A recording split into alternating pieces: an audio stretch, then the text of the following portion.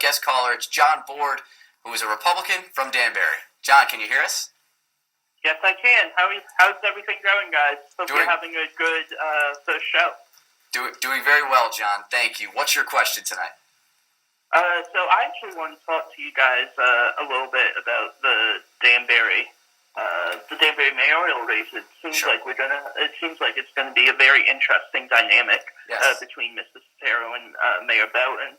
And I think there just needs to be I know we've had a little discussion this evening about transportation, but I think there needs to be probably a little more discussion about the impact of the WCSU community in the mayoral debate, because we are an economic driver as a university, and I think there's a lot of, we give a lot back to the Danbury community via the Day of Service, where we had over 900 students out in the community this year. So I think there needs to be greater deliberations about WCSU's and Western's role in the greater community, in the greater Danbury community.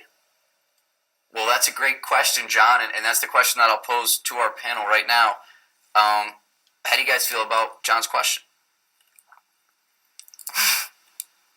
I think that transportation is an issue for everybody in Danbury. It just depends on which perspective you're coming at it from. Right.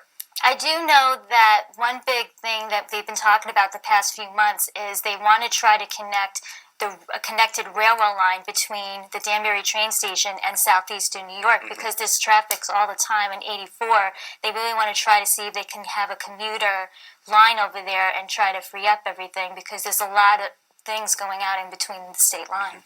And right here at WestCon, we know it is very much a commuter school. Do you think the connection of those railways could help, as he mentioned, the WCSU community? Oh, yeah, definitely. And a lot of people don't really know this, but sometimes the students here don't know how to drive. So sometimes they depend on the public transportation, and I think that it would probably be a good pull for WestCon as well. Yeah, absolutely. John, are you still with us? Yes, I am. Yes, I am, guys.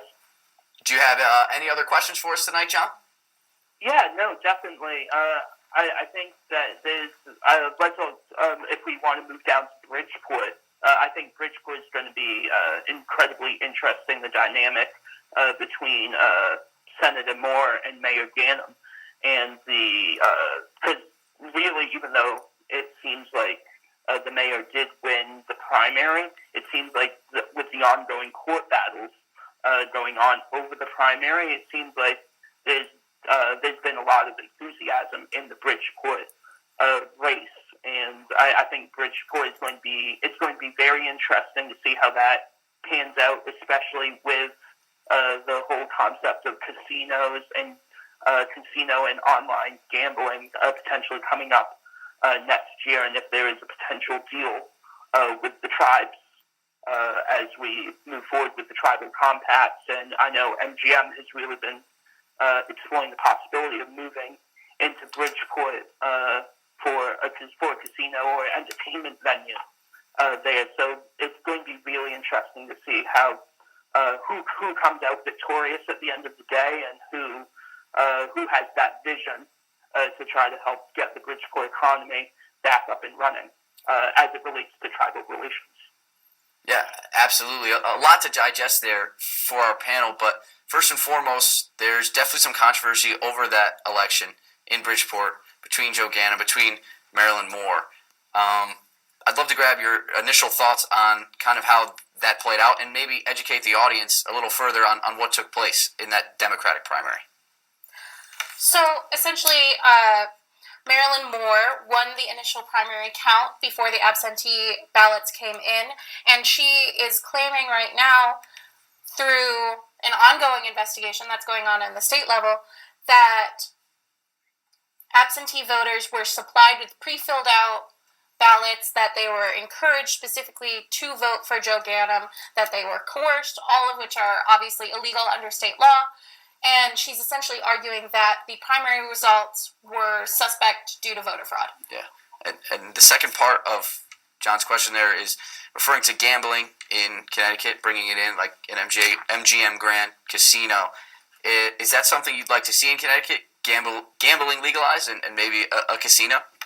Well, it's tough. I mean, I know that sometimes you've been hearing a lot of different, I don't want to say negativity, but definitely a lot of hard times in Connecticut. So the big thing that I think all the candidates that we'll be talking about is that they're trying to find a way that they can bring some better income and economy to the state.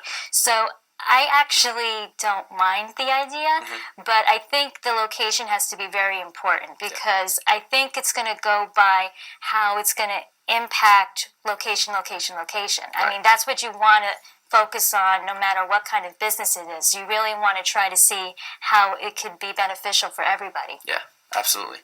Well, John, we want to thank you for your call tonight. We appreciate you giving us your time.